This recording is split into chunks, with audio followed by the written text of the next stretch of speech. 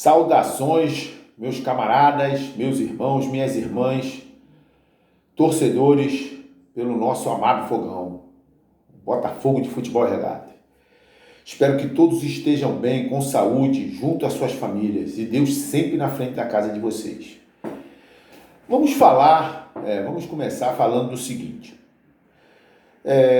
Tem dois assuntos que eu gostaria de falar. Um é a pergunta que a gente quer fazer é o seguinte: aonde o Botafogo de hoje, com as 5 contratações que o Botafogo fez, aonde o Botafogo pode chegar? Pelo menos na minha opinião. E também falar das estruturas do Botafogo, se der tempo, né? Porque o Botafogo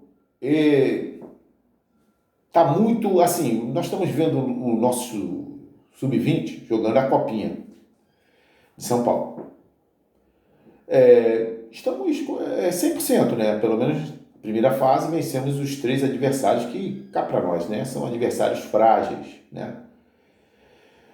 E o Botafogo há muito tempo, mas há muito tempo mesmo, não forma um jogador de qualidade, né? A gente vê o Palmeiras aí vendendo jogadores aí a 3x4. O Palmeiras, eu estava vendo uma reportagem a respeito do Palmeiras. O Palmeiras tem 20 jogadores, 20 não, 80 jogadores que, se for revendido, o Palmeiras está sempre pegando uma porcentagem. Então o Palmeiras ele montou uma estrutura e tem um time muito bom realmente de juniores já há algum tempo, né? Vendeu agora o Hendrick, tem um tal de Messinho de 16 anos que eu ainda não vi jogar, mas o que falam dele dizem que o Barcelona está atrás, o Real Madrid também, cara de 16 anos, né? Mas enfim, o Botafogo há muito tempo não forma um bom jogador. Temos aí o Matheus Nascimento, que infelizmente, né, não joga aquilo que foi esperado dele. É um jogador que frequentou a seleção de sub-15, sub-17, sub-20, mas não consegue render.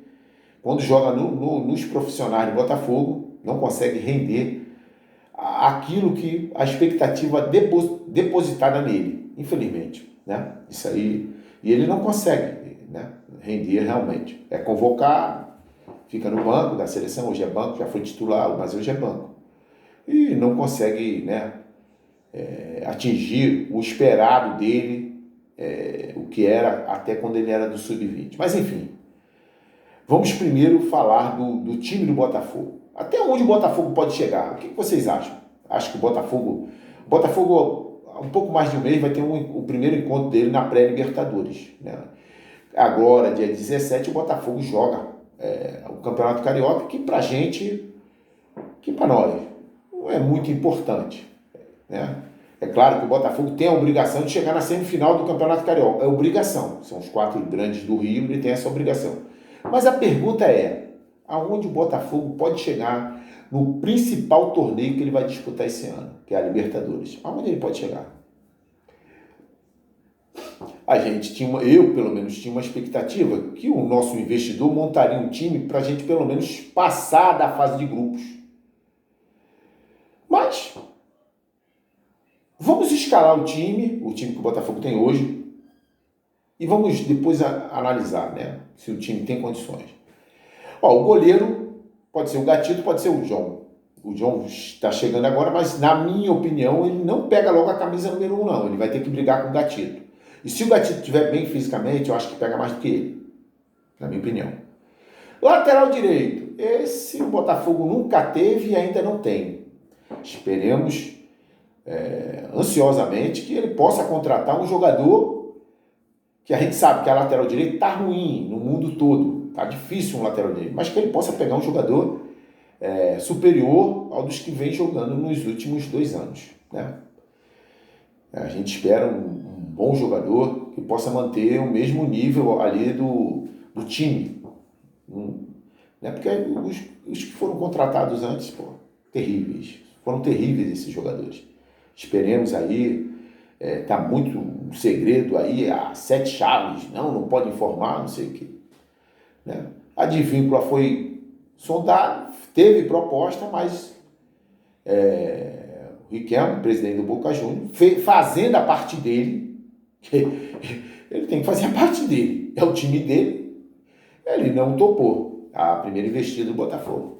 Vamos ver Como é que fica? Advíncula quer vir para o Botafogo. A princípio, entre o Botafogo e o Advíncula está tudo acertado. Na minha opinião, Advíncula seria um bom lateral. Não eu seria um ótimo, nem muito menos craque, mas é um bom lateral. Manteria o nível da equipe do Botafogo, na minha opinião. Aí nós temos na zaga Halter, foi contratado agora recentemente do Atlético Paranaense, mas jogava pelo Goiás. E o Goiás foi rebaixado. E Barbosa, né? Tá vindo agora esqueci, mas depois a gente lembra. Barbosa está vindo do Paraguai, é argentino, 28 anos, está vindo do Paraguai. Tem uma boa estatura e muita gente aposta nele. Eu, sinceramente, não vi jogar. Ele tem 1,95 m, então é um cara de muita estatura, boa estatura, excelente, para dizer a verdade. 1,95 m, zagueirão, dizem que é muito bom, certo? Na lateral esquerda não temos nenhuma novidade, vai ser o Marçal titular e o Hugo na sombra dele. O Hugo a gente esperava, o Marçal decaiu em relação a 2022 e teve uma contusão em 2023 e não conseguiu mais render como rendeu em 2022. O Hugo, pelo contrário, de 2022 para 2023 ele deu uma subida, mas no final, assim como todo o time do Botafogo, no final do Brasileirão, deu uma recuada. Vamos ver que o Hugo a gente tem expectativa, é jovem, né? O Hugo, a gente tem a expectativa de que ele possa render mais esse ano e, de repentemente, possa até assumir a titularidade. Vamos ver, né?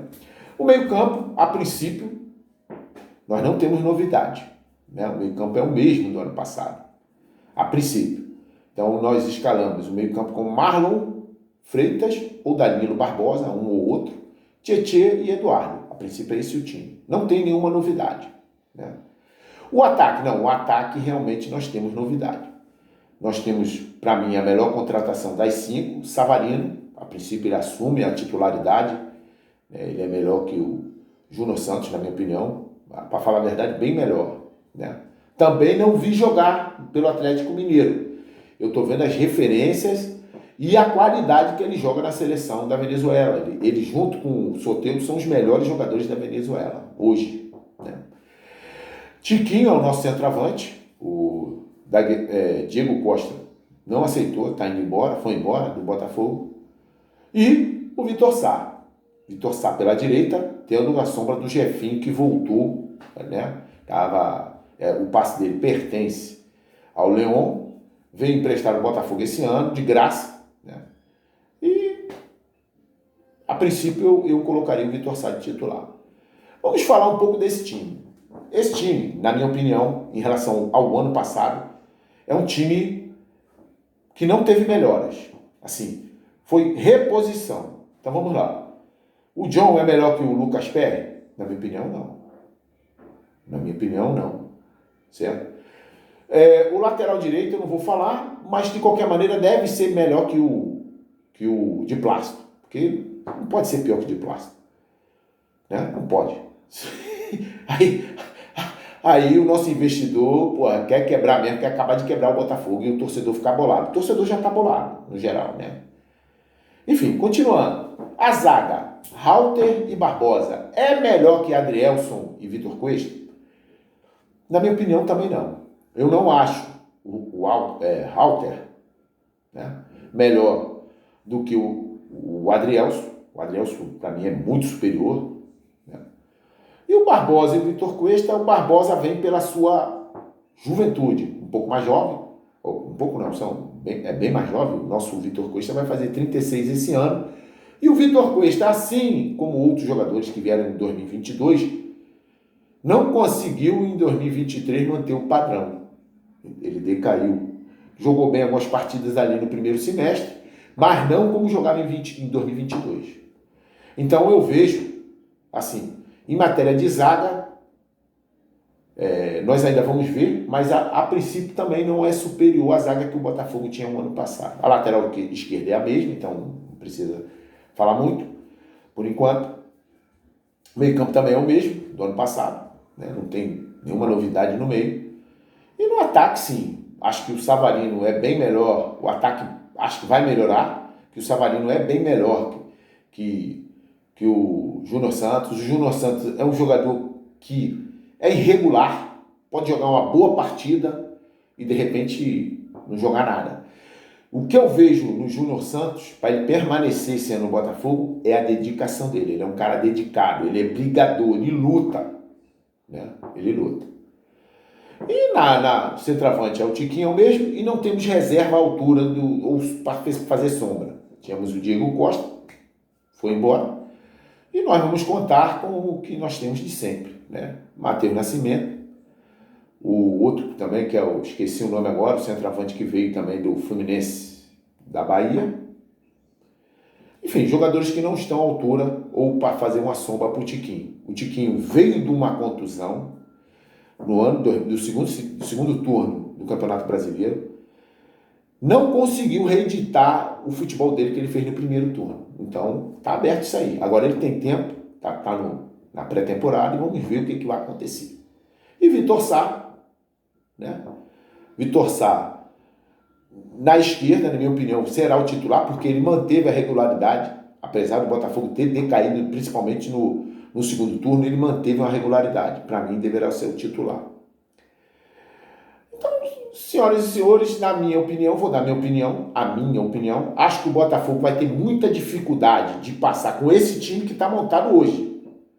Vai ter muita dificuldade de passar na pré-Libertadores, são 2 confrontos, né? Uma na segunda fase agora, que vai daqui a um mês mais ou menos, um pouquinho mais de um mês. E depois vai ter a segunda fase para ir tentar ir para a fase de grupos. Acho que o Botafogo vai ter muita dificuldade de chegar na fase de grupos, senhores. Porque na segunda fase, se os favoritos vencerem, o Botafogo enfrenta o Bragantino. O placar está aberto. O Botafogo estará aberto a não se classificar para a fase de grupos, né, com esse time. Então, eu estou falando por aqui, acho que encerro, dá para encerrar, porque se eu continuar no outro, falar da estrutura do Botafogo. Qual é a situação de Marechal Hermes para o Botafogo? Né, o estádio lá de Marechal Hermes. Né? Caio Martins. Por que está abandonado o Caio Martins? Por que Marechal Hermes está abandonado? É do Botafogo, não é? E o CT Lunier, que a princípio é da família Salles, os irmãos botafoguenses. E aí a gente está tentando reformar, deu uma melhorada, mas ainda não é o ideal. Porque nós precisamos fazer frente, principalmente aqui no Rio de Janeiro, aqui ou lá no Rio de Janeiro, porque eu estou aqui em João Pessoa, principalmente fazer frente aos nossos rivais. Né? O Fluminense todo ano tem 2, 3 jogadores que ele pode vender, né? Lá de Xerém. Agora o Flamengo também tem o Ninho de Urubu, e o Ninho do Urubu também faz bons jogadores lá, e consegue sempre um ou outro vender também, vender bem. O Vasco vendeu o meio-campista Andrei, né? Andrei, o ano passado, quer dizer, 2023, para o Chelsea. Jogador a nível de seleção sub-20, sub-23. Então, a gente não forma ninguém. Então, nós precisamos ver qual é a situação para a gente melhorar esse ano de 2024. As nossas estruturas para poder a gente formar jogadores de qualidade. No outro vídeo eu falo sobre isso. Então, senhores, senhoras, meus camaradas, meus irmãos, minhas irmãs, estamos por aqui fechando esse vídeo. Tudo de bom para vocês. Que Deus possa estar sempre na frente da casa de vocês. Uma boa tarde a todos.